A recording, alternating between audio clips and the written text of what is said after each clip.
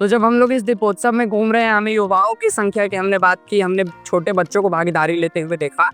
इसी कड़ी में हमें एक ज्ञानी पुरुष के तौर पर महाराज मिले। अब हम इनसे बात करना चाहेंगे। जी, आपका नाम? मेरा नाम दिनेश दास है। और पहली बात तो हम आप सबका धन्यवाद देना चाहता हूँ कि आप प्रभु राम की नगरी में आएँ और यहाँ की शोभा बढ़ाएँ। इसके लिए बहुत बहुत धन्यवाद। जी, राम के धरती के शोभा तो कोई आकर नहीं बढ़ा सकता। इस धरती पर तो राम ने जन्म लेकर बढ़ाई है, जो भी इस अयोध्या की शोभा है। तो हमारा उस कड़ी में यही सवाल है कि जैसे आप जैसे लोग हैं जो बहुत इतिहास और पुराणों की जानकारी रखते हैं, युवाओं से ज़्यादा जानकारी रखते हैं, तो हम आपसे ये जानना चाहेंगे कि मतलब अभी जो ये लोग दियों पर चल रहे हैं और जिस तरह से दिया हटाए जा रहे हैं, फिर बुरा दिए चले, तो इन पर लेकर एक जो पौराणिक दृष्टि हो सकती है, एक जो थोड़ी धर्म वाली दृष्टि हो सकती है, उस पर आप क्या कहना चाहेंगे? जी, अब इसको तो अब जैसे दीपोत्सव का काम खत्म हो गया, कल है, ठीक है, इसका सफाई का होना जरूरी है क्योंकि स्नान का भी ज्ञान है, क्योंकि इसकी छठ पूजा का भी है, सब कुछ है और स्नान भी होगा, सभी लोग स्नान करेंगे। तेल है काफ़ी पड़ा हुआ है, आदमी गिर सकता है, बच्चे गिर सकते हैं, दौड़ेंगे, बच्चे तो दौड़ते रहते हैं, महिलाएं भी दौड़ेंगी, इसलिए इसको सफाई किया जा रहा है।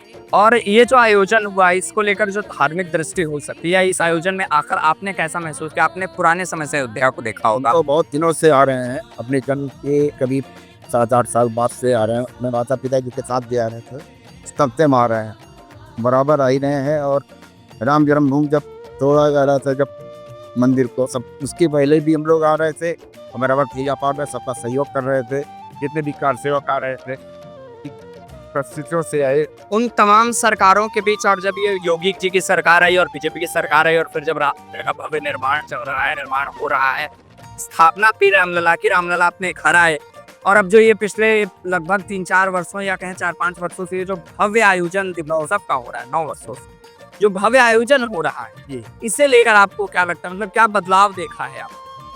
तो एक बात है कि योगी जी और मोदी जी ने ऐसा हम लोगों को मुख्यमंत्री बनने के बाद से सबको ऐसा त्यौहार मनाने का खुल करके योगदान दिया उन्होंने और सबको सहयोग दिया है।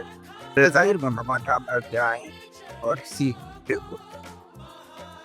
तो जैसा कि आप देखते हैं, जब हम अनुभव की बात करते हैं, जब हम लोगों के अनुभव की बात करते हैं, तो इस पीढ़ी के लोग भी दिखते हैं जिन्होंने रामलला के मंदिर के टूटने से लेकर इस भव्य मंदिर के निर्माण तक की पूरी गतिविधि को देखा है, हम सरकार और उनके वायदों को देखा है।